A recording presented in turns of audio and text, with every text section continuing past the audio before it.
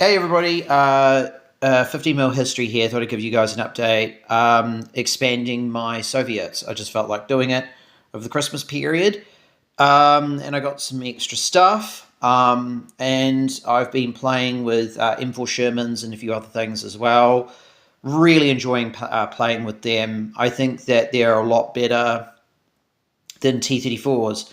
And I thought I'd run you down. I've had a bit of success with them lately in a couple of games against one of my good friends.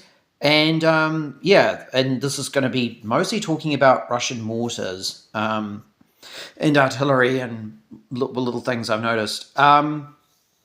These things here, they weren't the most fun to build. These are 160 millimeter mortars. They are they're not in formation. They're a support choice. They are 6 points for 4. These things are great. I have used them multiple times. They are anti-tank 2, which is a bit crap. It's not great, particularly for artillery. Artillery can get a bit spicy if it's 3 or 4, if it's hitting the top armor of tanks, and we'll get to that in a minute. But what these guys are really good at doing is killing infantry. These guys have got a 2-up firepower. For a unit of 4, 6 points. So they're 2 points cheaper than the 76. These guys are very, very good. I highly, highly recommend these guys. You can chuck in a observer with them too, so they're very well worth it. These are 81s. No, sorry, these are 120s. These are very, very good. They have a 3-up firepower, same, very little anti-tank, but they've got a 3-up firepower though. So these guys are really, really, really nasty, particularly if you get brutal. If you force your opponent to reroll successful saves after ranging in. These guys are from Berlin, so they are ranging in on 4s. So that is like, it's 4s, 5s, depending if something's in terrain. But these guys can definitely, if they get into the groove, they can be lethal against infantry. These guys, in my opinion, are the unsung heroes of the army. These are 81s. They have a 4-up firepower. Not that great.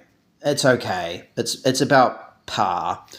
These guys are really good because they are cheap. They are very, very, very cheap. And a unit of 3, I can't remember off the top of my head, it's like, I think it's about 3 to 4 points or something it is.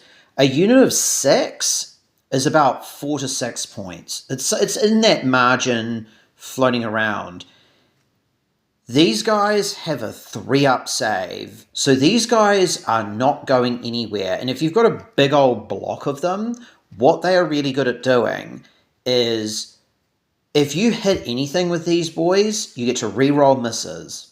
So if you're rolling against, obviously you're going to be shooting at infantry, but if you get a whole bunch of dice and you throw it up against some Germans in a building, and you range in on your 3rd go, and you get 1 hit out of 6 hits or whatever, you get to re-roll all those misses. And then eventually, when that initial shot drops, and you basically go, okay, I've used that, now it's my 2nd time to attack that same target, you're going to be hitting them better, you're going to be re-rolling misses, and on top of that, you're going to get them to re-roll hits. If they hit you, you've got a 3-up save. So these guys are very, very, very tough. And I think they're well worth it. If your artillery starts to get whittled down, which is easy enough to do, if you have a big block of these guys will stand tall and they'll be around for a very long time. Not like these guys. These guys are nice to have. This is a 3D print, actually, of all things. These are howitzers. I think they're 203s. These are in formation for 1 unit, the Red Banner rifles. These things are incredibly powerful. They've got a 2-up save. They've got an auto firepower if they go for a direct shot. They've got like 4 to 5 AT with a 2-up firepower if they go in for a shot over. If they go in for like a range-in artillery strike, they pack a punch, but they have a 4-up save. Yeah, and every unit in the army, your opponent's army, will try and kill these, and rightfully so. They are extremely powerful, but they have a lot of problems. Like most of the Russian stuff, they don't have access to artillery, which is bad. Number two, the cost. They're 14 points, and I think their biggest problem is they've got a 4-up save. That is not good, particularly on something this big. And I'm not saying like, oh, it should be a 3 to make it less broken. No, because that would be insane. The issue is that if you run these, you're going to run the risk of every artillery piece in your opponent's army will want to kill these, and it will not take much to do it. In terms of the games that I've had recently with my Russians, the things I've noticed is Su-76s are awesome. They're cheap. You can run a lot of them. I think it's the Su-76s, the regular guys, I think in Berlin are about 12 points for 5, I believe. I think that's well worth it. I think that's definitely well worth it. And the reason being for that is the fact that they are in formation for the forward detachment for the Russians, which is basically, it's kind of like a Russian Kampfgruppe where you have one compulsory tank choice, one compulsory infantry choice, and then you've also got another optional tank choice, with the command being either infantry or tanks. So, and you can either make it 75s or 76s. I think that, that formation is pretty nasty. And in that formation comes with Su-76s. And it comes with 2 flavors of Su-76s. It comes with heroes and like the regular boys. The hero ones are awful. Do not run those. They are better trained, which is good. They're better trained, but the problem with them is that they're 12 points. And that doesn't sound that bad. You're like, oh, that's not too bad. But you think about it, for 12 points, you could buy a Hummel. And the reason why I think Battlefront might have them on the same points is basically that these ones are front armor 4 as opposed to the Hummel, which is like 1 or 2.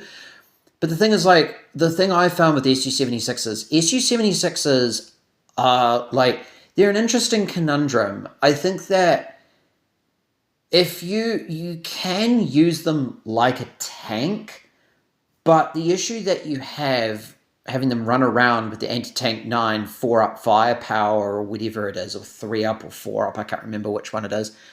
If you use them like as a tank support unit firing direct fire shots, your front armor 4, like, and you've got an anti-tank 9 gun, like that's not going to do anything against like an allied Sherman who's floating around. Like, you don't have the benefit of heat. And you have front armor 4. So, like, most things that hit you, you're going to go pop. And you're paying a lot. Like, you're paying Hummel price for a gun that's worse. I think they don't even have Stormtrooper or anything like that. They're thoroughly not worth it. Yeah, they're not worth it using them in that amount. I say, if you are going to use them, make them cheap, make them cheerful, run the crappy ones, because yeah, sure, the training's slightly worse, whatever, but like, you'll be able to fit a few more things in. You might be able to re-roll some, if you fit enough of them in, you'll be able to re-roll hits. And they are good at moving in slowly and supporting things that are moving ahead of them. And what I've learned is that like things like Sherman 76s, like, are great at just clearing the way for lots of things. Their gun's really good 50 cals, self-defense AA, all across the board, they're brilliant. I really rate that forward detachment. I think it's good. It might not be the bee's knees. I mean, you've got other choices too that have, like, Motor Strelkovy aren't bad. Um, Red Banner Boys, you can play as like a defensive army, or you can play as offensive. Most Russian infantry, though, are quite aggressive. You want to use that 2-up, 3-up, mostly 3-up assault use. You really want to use it like that. Use them in assaults and not really defend with them. Yeah, but anyway, I've got some Katyushas there. I don't rate Katyushas. Katyushas are a lot of points. And then you've got these, the T-70. Would I use these in a game? Probably not. Would I use them in mid-war? Maybe. These are an interesting little model. They're not too bad. The funny thing I have found with these guys is these tanks actually used to be, the Russians used to use them for like VIP transport. So they would chuck a general in one of these and have him move around the backfield, giving orders, and maybe not giving orders, but like if he had to go to a certain part of the front or around the back line, they'd just shove him in one of those and have him drive around. In late war, I don't see their point really.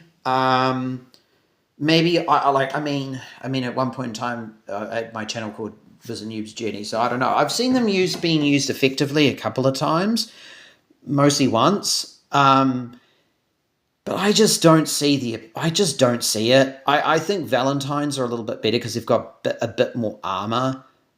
These guys are your HQs in the Su-76 army. So I don't know. I think having some around is probably never going to hurt. But I think, in all due honesty, I think you're better off investing your points elsewhere. They're a fun model to put together. I like them, but I don't think I would run them. And also, I got these. These are really cool. These are basically a pen that you paint with. These are brilliant. And comes with a couple of different flavors, like aluminium and chipping color. I think these are well worth it. And particularly if you've got German armor and you don't have access to an airbrush. If you look at a lot of the late war German vehicles, a lot of them were painting things on with mops. And not everything is going to be this perfect airbrush tank. So if you actually look at a lot of them, like, I reckon you could probably get by with like painting it on, because I think that using these as opposed to a brush, because like sometimes brush painting can look a bit rubbish, particularly on painting hard edge camo. But these AK Interactive paint pens are really, really cool. Really nice, easy to use. Don't leave the top off, not worth it. I think I got this pack for about 15 New Zealand dollars. Not bad. Hopefully they do some more paint, different colours as well. Like, I'd really love them to do like a NATO paint set. They haven't done that yet. They've done Luftwaffe, they've done Panzers, they've done, I think they've done like interiors of certain tanks. So it's been a long time. Apologies for the delay. I've just been busy with uni, Christmas, and a whole bunch of other stuff in between. So, talk to you guys soon. You stay safe out there, and catch you maybe in a few weeks or so, because I'm probably going to get some more Russian stuff, so I'll keep you guys posted. All right, catch you guys later. Bye.